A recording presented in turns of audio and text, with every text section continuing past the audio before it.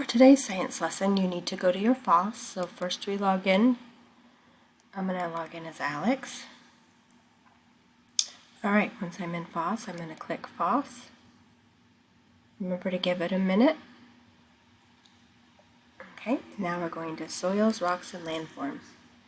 For today, you've got two things that I'd like you to do. So in your videos, I want you to watch all about earthquakes. And it is all of the chapters, so you can just hit play and watch them all. The next thing that I'd like you to do, and I'm just going to hit my back arrow to get back there, is here we have Geology Lab volcanoes. And on the Geology Lab volcanoes, you can it says click on the volcano to learn more.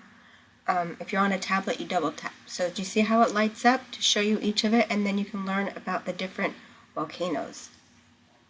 The next thing that I'd like you to explore is the one that says GeoLab's faulting and folding.